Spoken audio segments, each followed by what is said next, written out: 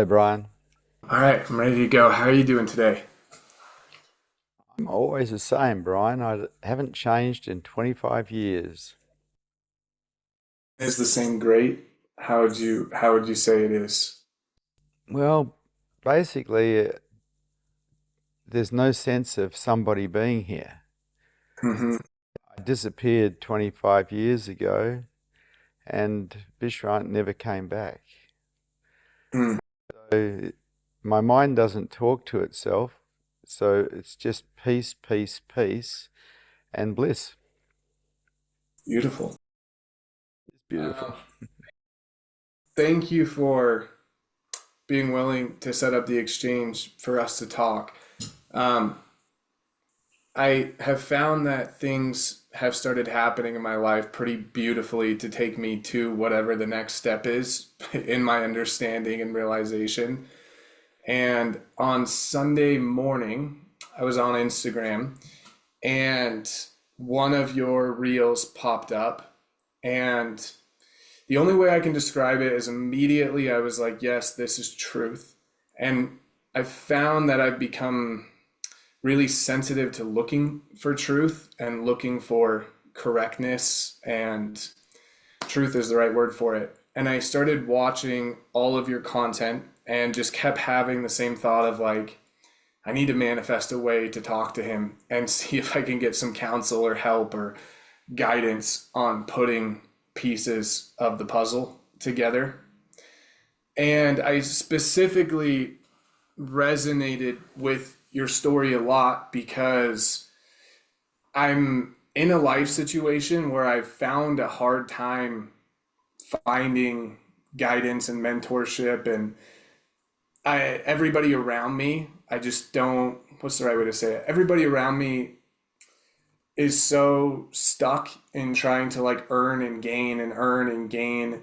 And I've already done that and found it really miserable.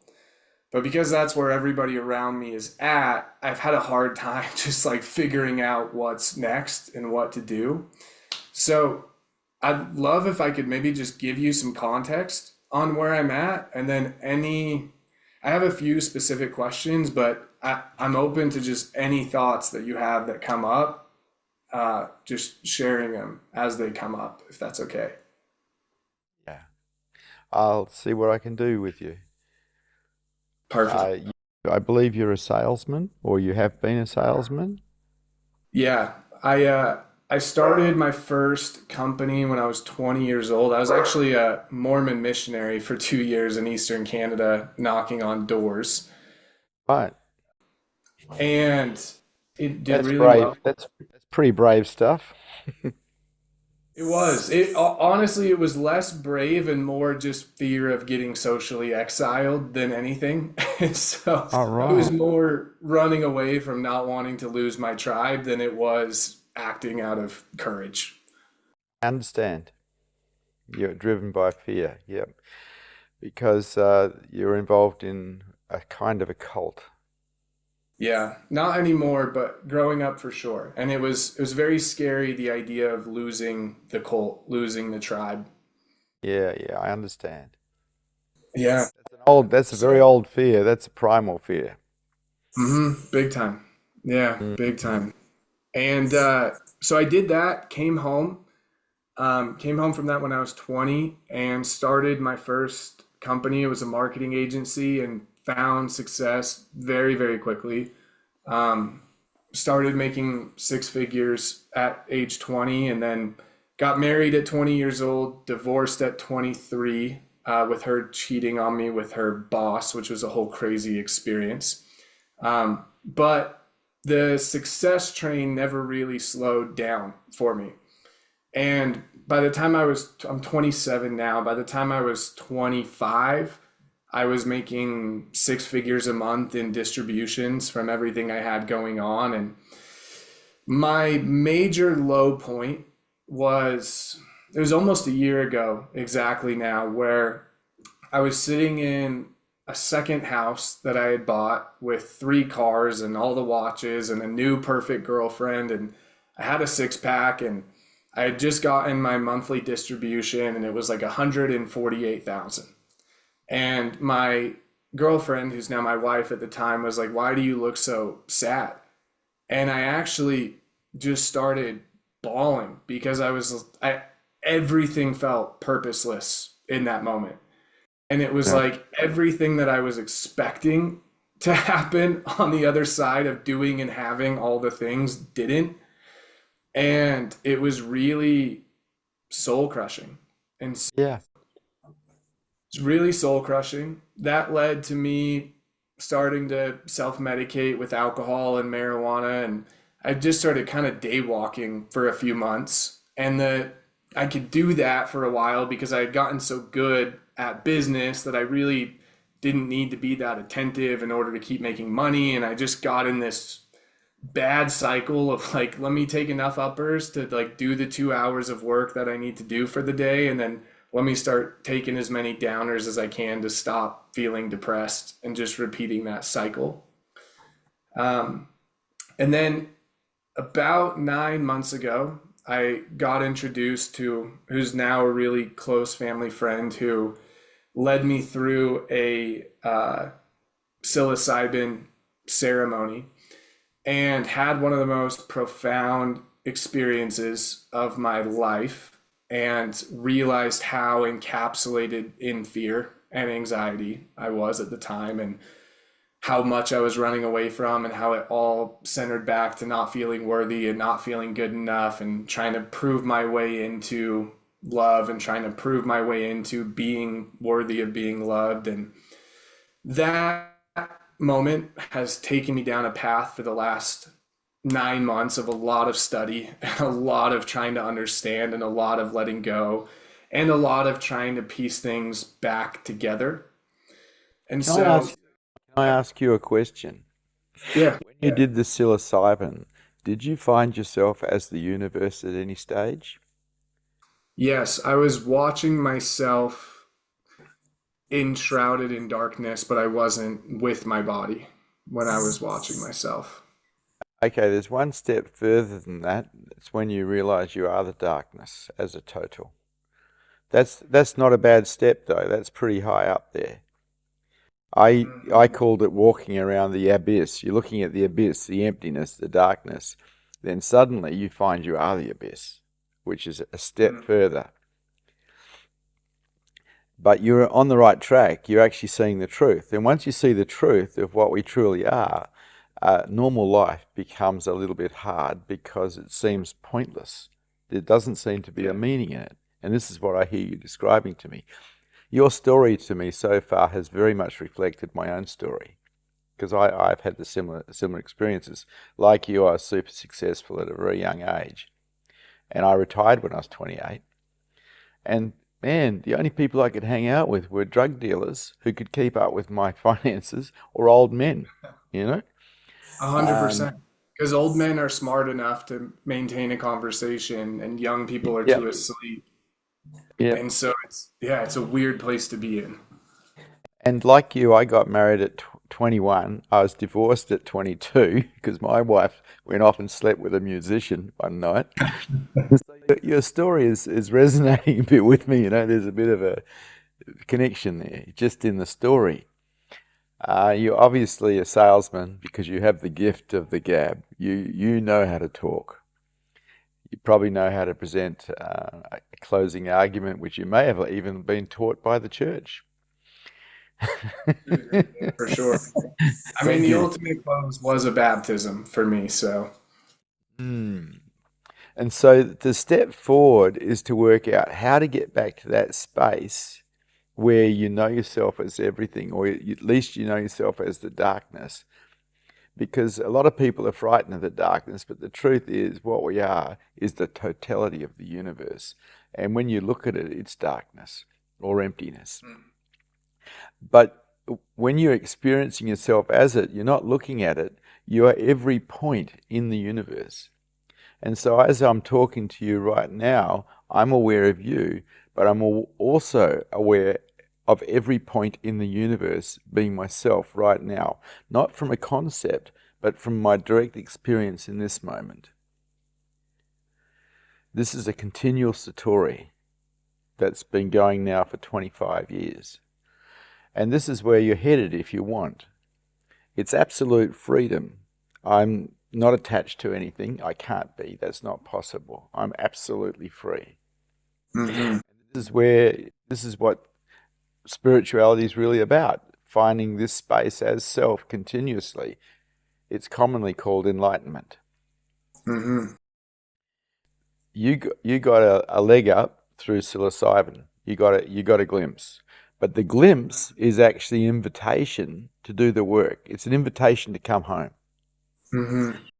The collection of knowledge is the booby prize because it doesn't help. I know you've been collecting knowledge, but it doesn't actually help. Because what we're looking for is beyond the mind, not within the mind. The mind can support what is found, but it can't actually create it. And so the emptiness is already there. The pure awareness that is aware of your mind is already there. It's just that it's not aware of itself. It's aware of your mind and through your senses the world. In my mind, there's awareness aware of the mind also, but there's also awareness aware of itself. And it's continuously aware of itself. And that's enlightenment. Mm-hmm. It's not that an individual can become enlightened. As a matter of fact, when enlightenment occurs, the I disappears. Mm-hmm. There's a noticeable absence of it, which is really quite a relief because without an I, you don't have any problems, really. Yeah. So you're absolutely headed in the right direction. The next steps are difficult because what the mind has to learn to do without psilocybin is actually surrender unconditionally to that space. And that's the most difficult thing in the world to learn because we're not programmed for surrender. We're programmed for survival. Our whole mind, our whole body is a survival mechanism. Yet someone who's awake or enlightened has basically defeated the survival mechanism because it has surrendered unconditionally. And that's a death. It's a death of the thing that's in the way, the problem. It's called I. The I is the problem. And so you're on the right track completely. Right track, sorry, completely. It's just difficult. It's difficult because you're collecting knowledge, which I did for years, thinking that somehow that would get me somewhere, but it doesn't because that knowledge is totally available to you when you wake up through the Akashic records. It's all there if I want to access it. I don't have an interest in it, fortunately, because my mind likes to do nothing. Yeah. You know what's This, funny about you saying that is I have this I've had this interesting feedback loop where I go to sit down and start reading and are you familiar with Dr. David Hawkins? yes, I've really loved his work. It's helped me understand a lot of things, especially about the escalation of consciousness and especially at the beginning of my journey. But I keep having this feedback loop where I'll go read a book and then I'm like, okay, I know all these things now, but it doesn't change the here and now. Well, let me go try and learn something else to see if that will change the here and now, yet it doesn't change the here and that's now. right. Absolutely. And it just Yep, absolutely.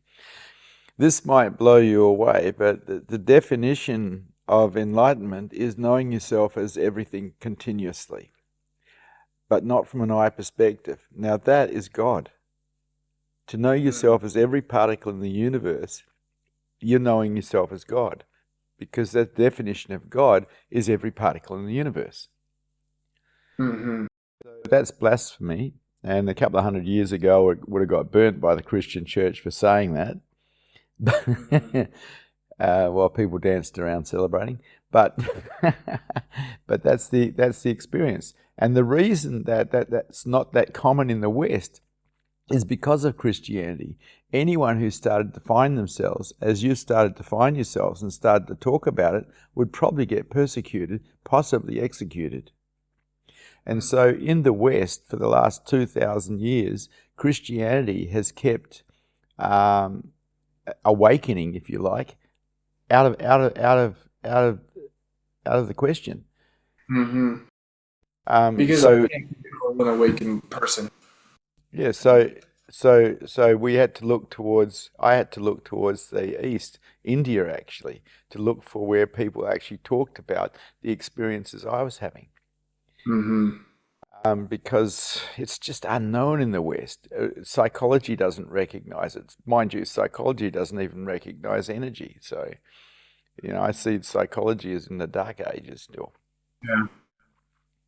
Your psilocybin, the psilocybin has the potential to show you a great deal, and I think it has with you. A tremendous amount. And I've had remarkable experiences. I've done maybe 6 or 7 journeys. I call them a journey because it feels like I'm going on a journey since then. And I've left my body and sat with Jesus, and I've taken off my mask and seen auras and third eyes and seen vibrational fields, and I've experienced these otherworldly things. And then I come out of it and I'm left with the same question, which is, but how does that become every moment, not just that moment on So, that so, experience? so that's still outside. You remember that the sitting with Jesus, the doing whatever you did, is still outside. It's still a projection outside. And enlightenment is not a projection outside. It has nothing to do with the mind. It has everything to do with consciousness becoming conscious of itself, or awareness become aware of itself. So all those experiences that you experience on psilocybin are still looking outside rather than truly inside. Hmm. And that's the trap. That's the trap of psilocybin. I know about psilocybin because I lived in Byron Bay, which is on the east coast of Australia, for a couple of years, and the stuff grows in the in cow pats in the fields.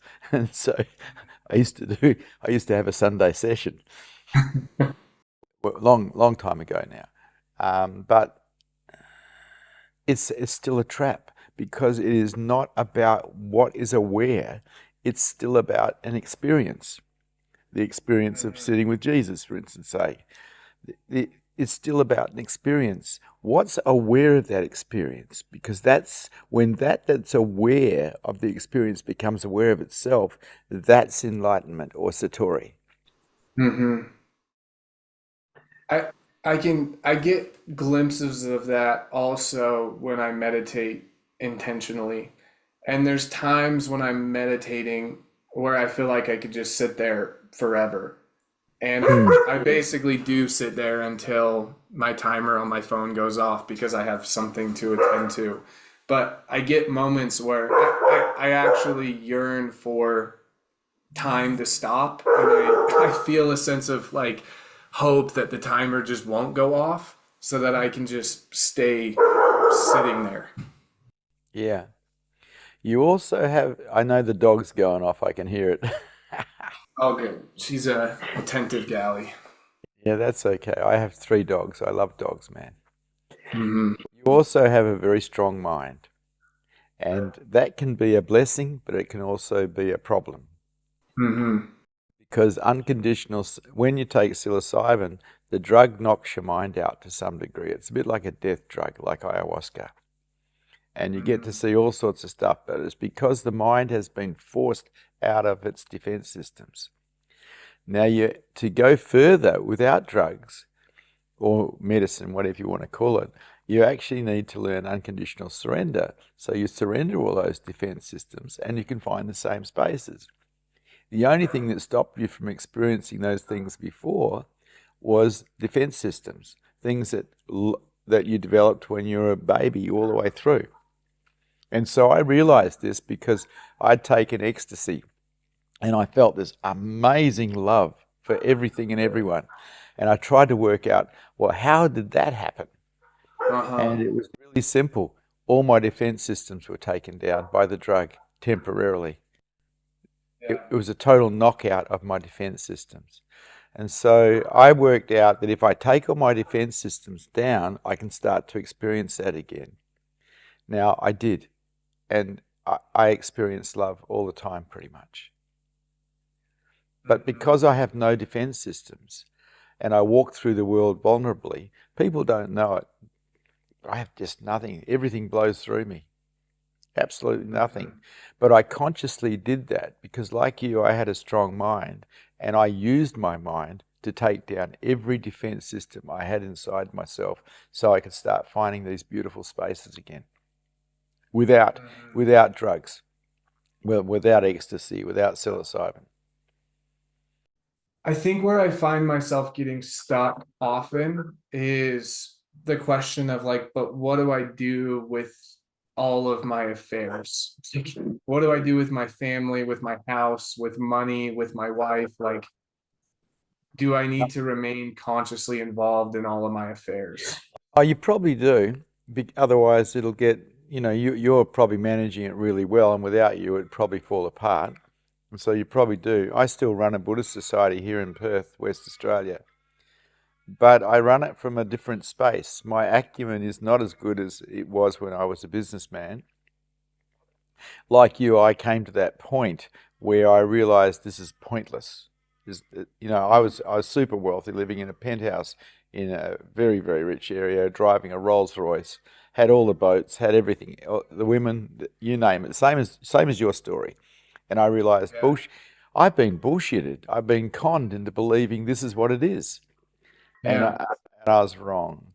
And so I actually got sick of myself as a businessman and went in and handed my companies. I wasn't married at this stage. I didn't have kids. Handed my companies to my staff because they'd been loyal to me for 10 years. Said, you guys keep the companies. I don't want any part of it. I even gave them 14 offices full of furniture. And I took off, took my shoes off, and I walked around Australia for 4 years looking for my heart because as a businessman, I'd lost it. Uh-huh. And I recognized I'd lost it. Yeah. Yeah, I relate to that a lot. It's really hard for me to engage with all the worldly stuff because I just see all of the fretting and pointlessness and aimlessness and lack of intention. And like, I'll start consulting, somebody will hire me to consult their business, and I'll tell them the things they need to hear to grow their business. But in my mind's eye, I'm like, wow, you're this fragile little boy who's running this thing to try and feel fulfilled. And all of you are encapsulated with all these bullshit, meaningless metrics. And I just look at this matrix of meaninglessness. Yep. And then I finish the call and I'm just like, what's the point of that? That was completely pointless, but they think it's meaningful. And I find myself looking at the majority of the things around me just from this lens of it's all pointless, futile, Yep. nothingness. What I did is I found that I loved people, and in loving people, I could actually help them. I still help people with their businesses, set their business up, run their businesses, because that was my acumen as well. I know that it's pointless. So what?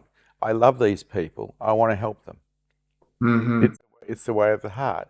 I couldn't see any other way to live here except through love, because it's the only thing here that has value. Nothing else has value. Yeah.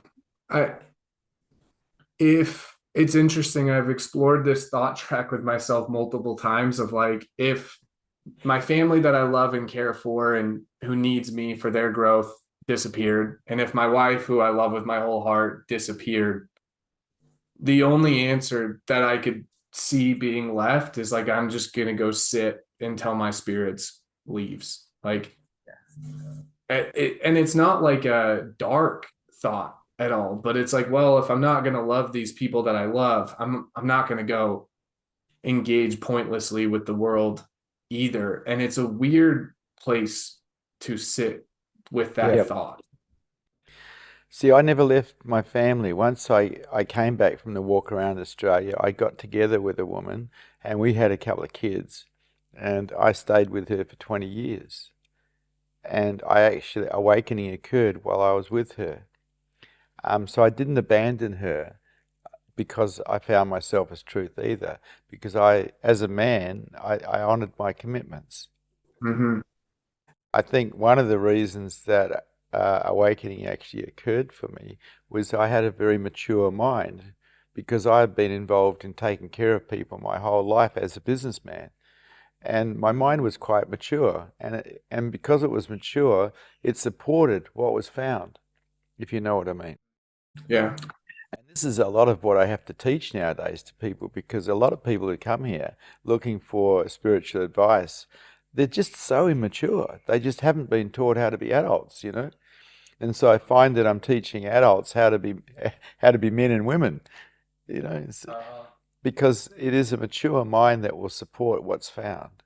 And so there's no need to abandon the wife or even think about it, because you can love them and serve them as well. That's the way of the heart, is the way of service. You take care of things. You take care of people. You take care of your dogs. You know, you take care of your wife. If you've got children, you take care of them. This is the way of the heart.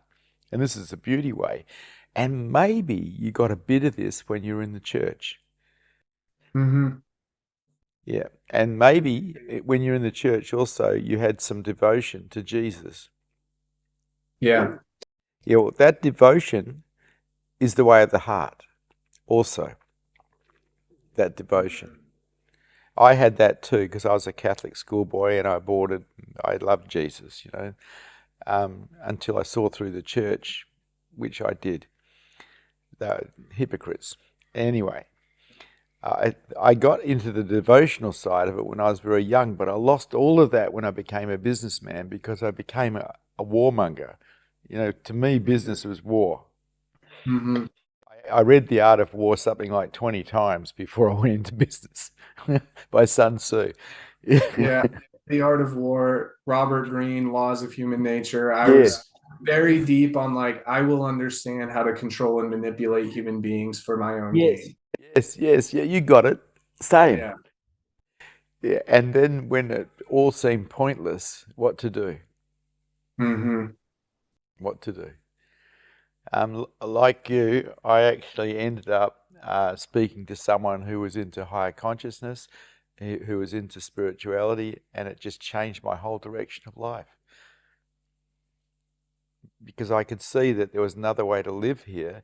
I didn't have to continue to be a hard-nosed businessman. I could actually start to find hard and serve hard. And while I was serving hard, it was like I was manageably happy. hmm I call it manageable happiness because nowadays I have true happiness, which is profound contentment for no reason. I'm always content for no reason. But before awakening, I went back to school and trained as a naturopath and psychotherapist so I could help people.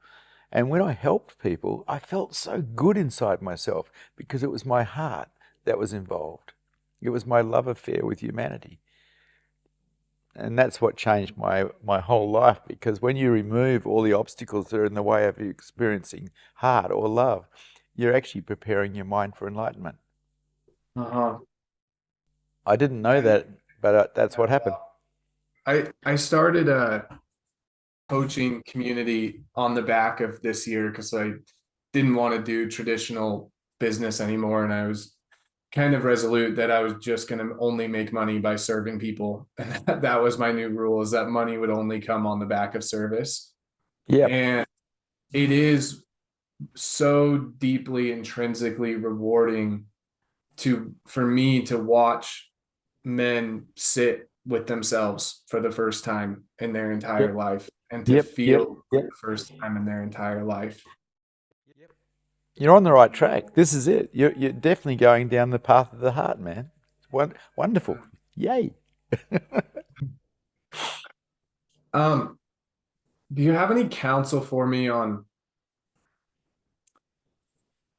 if I guess I don't know if I had to formulate this in the right question, other than I still find myself at times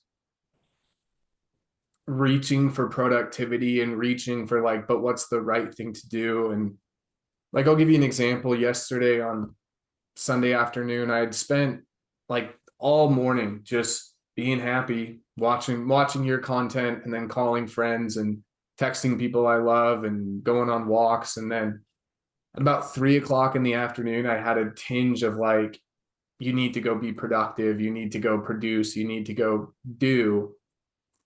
And I immediately recognized that that felt off, yet it still felt like a pull of like, you need to go do, you need to go do. And that's a dance I still feel myself doing at times, the dance between like I need to go accomplish, I need to go do versus just no, I just It's a default pattern that you developed in childhood. And it's also a default pattern that keeps you away from any wounding you might have. Duoholism is a great addiction because it pays a reward. You get things done. You get rewarded for getting things done. But it can also be used to avoid any stuff that's inside of you, any pain body that's inside of you. mm-hmm. You move to do it, you feel uncomfortable. You move to duoholism, you don't feel uncomfortable anymore. Yeah, it It's is a true. trap. It's a trap, man. Sitting silently, doing nothing, shows you everything about you and allows everything to come up. Moving to doing is a pattern you developed. Of course, I was a doaholic as well for the same reasons. So I know this pattern really well. It It's a very covert form of avoidism. is. It's like, I'm not an alcoholic. I'm not a drug addict. I just like to get things done. Bullshit. You're escaping through duaholism. Mm-hmm. Yeah. And in those moments, like yesterday in the go to do, that really would only be there if there was a constricting thing coming up for me to look at, because that's when it flares. Is like if Absolutely. there's Absolutely. something I don't fully want to look at, it's like, well, let Yeah, me yeah, go. yeah, yeah, yeah. Or feel something that's coming that you don't want to feel. Yeah. You're on the money, mate.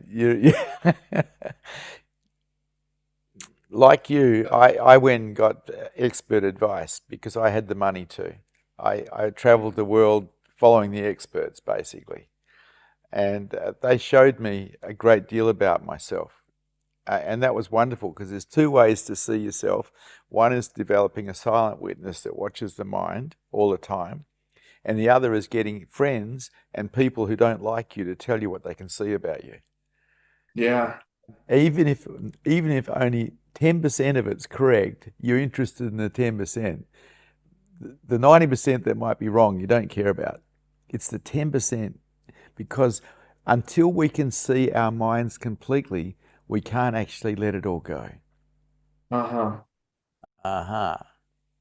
And so the trick is an undoing process. It's undoing all the defense systems that you developed over a lifetime to protect you from this, that, and the other, but also undoing any program that causes contraction in you and takes you into resistance to life.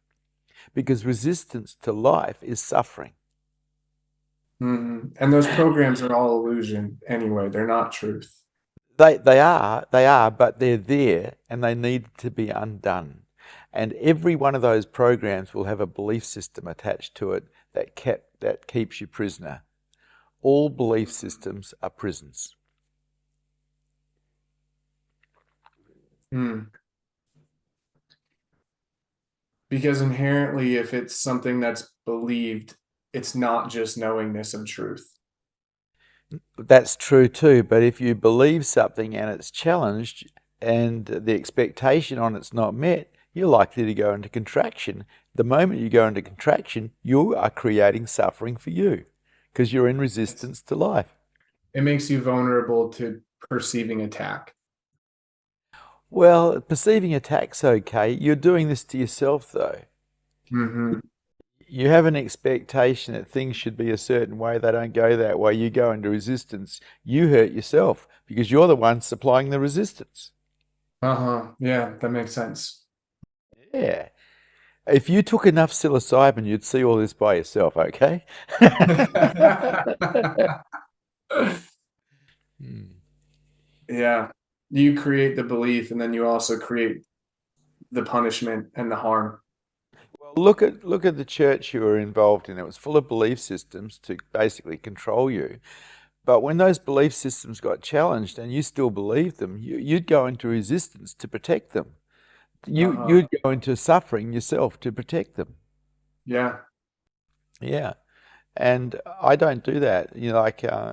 I removed all the belief systems that were in the way, so I didn't contract against the world, including the one where I shouldn't be abandoned, shouldn't be rejected, shouldn't be let down, whatever, lied to, thieved from, you name it.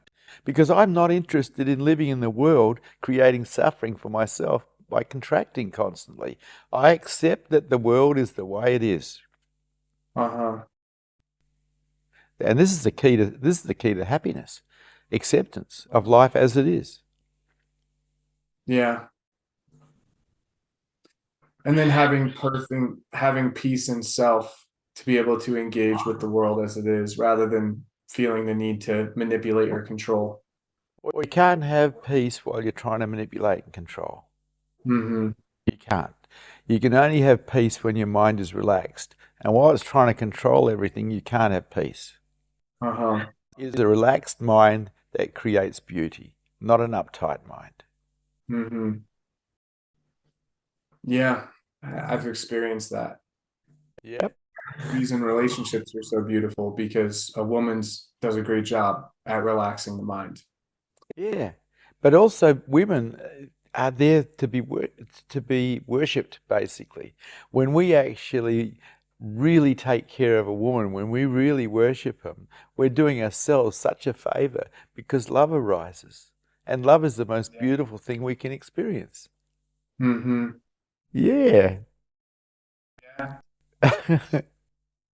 Can I propose a concept that maybe you could help me make sense of that I've been getting tripped up on? Yeah, go ahead. In David Hawkins' book Power versus Force, he talks about the scale of consciousness on 1 to 1,000, 1,000 representing enlightenment. And between acceptance and love, within the 400s of his scale, he talks about reason. And I've come to understand reason as being able to separate emotional illusion and ego attachment with truth. But I've also found myself feeling like because reason comes before love, that there's a certain amount of knowledge and learning that I have to gain in order to fully move through that into love, if that makes any sense. I jumped over the whole lot by learning unconditional surrender. Hmm. You see, the way that approach is an approach through the mind. Hmm. There is another approach, and the approach that I took was unconditional surrender. I just surrendered to God. I'll use the word God because truth is God. I Uh-huh. just surrendered and I gave everything to God. All my beliefs, all my problems, all my joy. I gave everything to God. I surrendered unconditionally. And in that unconditional surrender, I found the beauty of God as self. Hmm. And so that was a jump. You see, higher consciousness is not enlightenment. Higher consciousness is still within the mind. Hmm. Enlightenment is when awareness is aware of itself and stays aware of itself. So people can have glimpses of that, particularly on psilocybin. But for that to be continuous, the mind has to support it. And the only type of mind that will support continual enlightenment is a surrendered mind. A mind that is in acceptance of what is. Yeah. Because high consciousness doesn't like it doesn't correlation is not causation, or just because consciousness is high, that enlightenment is also equal to. I came into this world with higher consciousness. That's why I was so successful at such a young age, and I would suspect that that's your case too.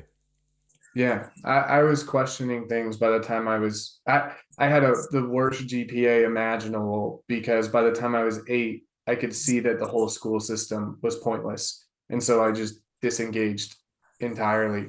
And it also made living with my family really hard as a child because I could see all of the falsities in my parents' parenting. So I didn't listen. Yeah, I yeah. challenged everything at a young age. You and I are similar once again. At 3 years of age, I was actually banned from all my parents' parties because I would tell their friends what I saw in them. And I was an uncontrollable child. I was beaten just about every day at school because I grew up in a different era than you when they were allowed to beat kids. And I was beaten every day at school because I was uncontrollable. I would not comply. Yeah. My dad and I had a really tension-filled relationship when I was young because he had anger issues, and I would clearly call out how destructive his anger issues were to our family unit. That And my always makes mom, people calm down. That does. yeah, and my mom is, I say this completely objectively, a pure heart-centered led woman, to the degree, Vishrant, that with this same shaman who helped me with this, it's sometime we'll have to sit so I can tell you the story of my whole family doing a psilocybin journey together, which was a wild experience. But my mom took ecstasy within the context of the journey, and nothing happened. Nothing. She felt no change. And the shaman sat there and she said, I've done this 1,000 times and this has never happened. You took enough ecstasy for there to be something. The only answer is that you just feel the exact same way you always feel. And my mom was like, yeah, I feel the exact same way I always feel, because she's just a beautiful soul. But because my dad had anger issues and I could recognize the beauty of my mother as a young child, any disturbance that he caused, I would make it very known that he was causing harm and hurt and that he was childish. Yep. So there was a lot of tension from that. You know, your mother's experience is the same experience I have all the time. I'm always experiencing, it's like on ecstasy. First of all, I'm blissed out. Secondly, I love everyone. Mm-hmm. And your dad's anger, well, that taught you a great deal about your life. A lot. Yeah. Yeah, it taught you the difference between maturity and immaturity. Mm-hmm. That's a huge thing. Yeah. Yeah. This is beautiful. This is a huge reassurance for me because I felt very intrinsically called to just keep letting go and keep surrendering. But I haven't really had a lot of reassurance that that is the right path and the right way forward. And If you tune in right now to into your own mind, you'll find your mind is calming down. mhm, Because I can feel you. I'm a sensitive, and I can feel you, and I'm actually already in your head, and my mind is totally calm, totally quiet, no noise, and I can feel the transmission is occurring with you. mhm, Mm. This is what's called a sitai, and it happens to enlightened people. They have this ability to actually be in other places at once. Because I experience myself as awareness all the time, I can be anywhere in the universe at any time mm. because awareness is everywhere. And right now I'm with you. Yeah, I can feel you. Yeah, I know you can because I can feel you feeling me.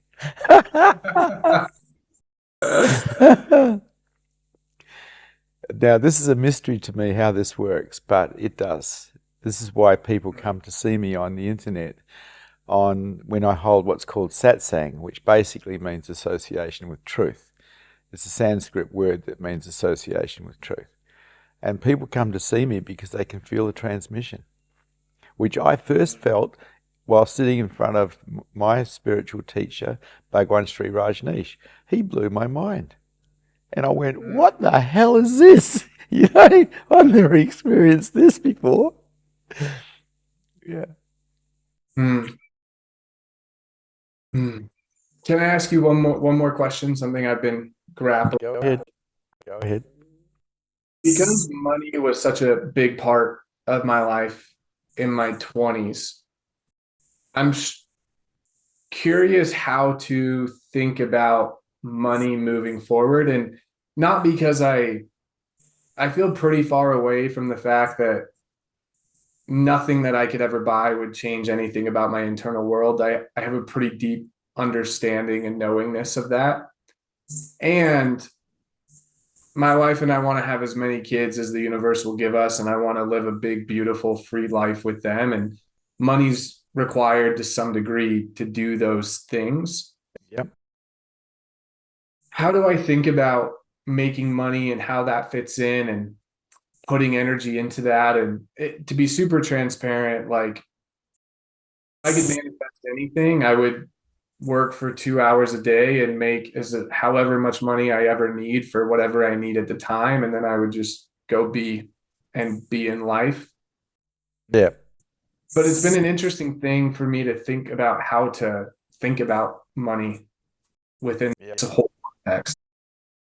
Well, I've always seen, ever since I was a kid, I've always seen money as a tool. Like it's never been actually a goal. Success was a goal for me, but not money. Money was a Yeah. tool to build with. Basically, it's just a tool, like something in a toolbox. Yeah. So once I came back from the walk around Australia and trained as a naturopath and psychotherapist, and then had kids with this woman who I married, I only worked as much as I needed to work, and I worked from home Mhm. so I could be with my kids and my wife. As I wasn't accumulating at that stage. I dropped that, but I was earning enough money to live nicely. Uh-huh. Yeah, and that I loved that. But what happened was during that period, awakening occurred, and all of a sudden something different happened. First of all, people who were my clients would come, and in the beginning they'd come and talk to me, and I'd just sit there in silence because I was gone, and so they wouldn't come back. So I lost my client base over about 2 months.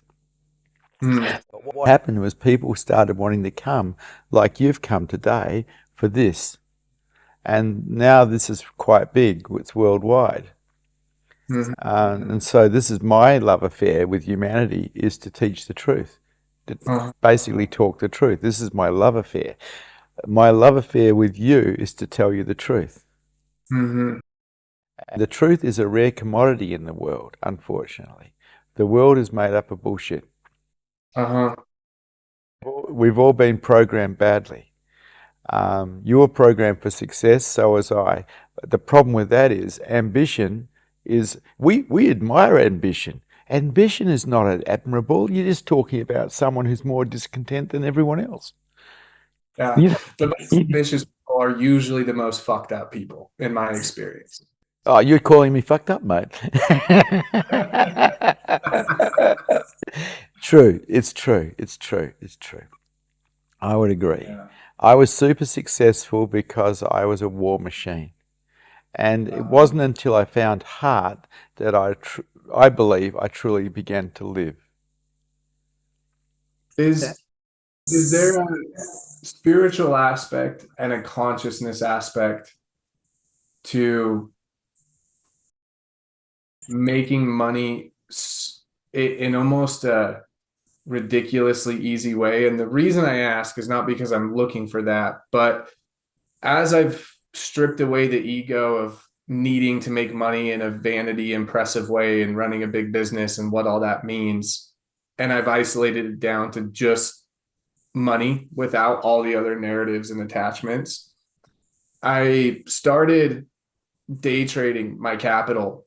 And because of the place of neutrality and lack of attachment that I have to it, it's been remarkably easy and almost, and I don't even know why I'm asking this other than I guess for confirmation, because it's almost scary in a way where like it's so easy to make Yeah. money that there's almost a part of me that's like, am Yeah. I tricking myself with this? No, you're on the right track. I got into the same thing, but way before awakening. I gave it up because I saw that it was activating greed in me. Mm. um, because it's gambling, like in a lot of, even though it could be a sure thing, there's a gamble in it. It's gambling. And so I gave it away because I got sick of the gambler in me. I got sick of that particular one part of myself. But if it's working for you and it's not stressing you, I cannot see a problem with it. Mm-hmm. If it's working for you, you obviously have a switched on mind, so you're making good decisions. Make it so. Uh-huh. Make it so. I won't touch gambling because I was bad news at school. I was in charge of the gambling, the illegal gambling at school, and I went on to an Apex club, which is a men's club. This is where I learned how to be a man when I was very, very young, and they had a gambling night, and I won all their money one night, and I lost all my friends that night. Yeah. I can't touch it because I have too much of a I can't lose part of me. That the idea It's of having like looking at you is like looking in a mirror of my younger self, mate. like if I lost, I would find some way to make it not true, no matter what the hell it was. Like there's no way I would go back to my hotel with the loser label. That would not exist. Oh, good for you. Yeah. It's The direction is to find that you love and serve uh, that. Serve that. Find that mhm, brings you love and serve that. That's the future. And you're then giving yourself a purpose because as far as I can see, there is no purpose. There is no meaning to life. But you can give yourself one. And my purpose became taking care of people, including my wife and my kids, but also all my client base. Everybody that came to see me, I saw them in my care. And, mhm, and this was beautiful for me because I started to feel love. mhm. Yeah. Yeah. And it's a beautiful feeling to, I don't know if responsibility is the right word, but it's a beautiful feeling to actively care for people because one of the darker parts of expanded consciousness is without heart, it's nihilistic. And because everything, you can see through all the bullshit of everything without heart, it's you the only answer without heart is like, well, I'm either going to kill myself or go out dying. That's it. Yep. Yep. You and I have found the same spaces, mate. Hmm. The heart is the way. And it's not taught in school. Hmm. You know, I didn't learn any of this stuff in school. I learned how to be successful in school because I got sent to a private college and it was all about winning at any cost, you know, which is ugly when you look at it. You know, it's against heart. Hmm. Mm. um Thank you deeply for taking time to talk to me.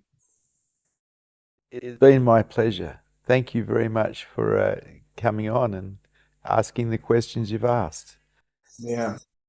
um Can I'd I love can I say this to you? I love yeah, you to bits. I love you.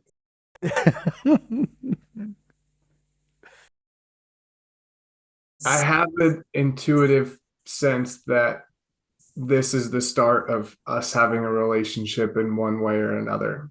I don't know what that'll look like.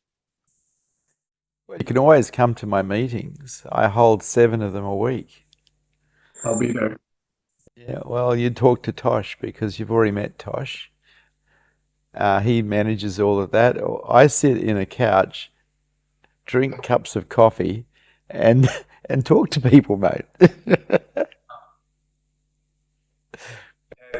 Um, this is beautiful. Thank you so much. I look forward to seeing you again Yeah. sometime. Thank you for satsang.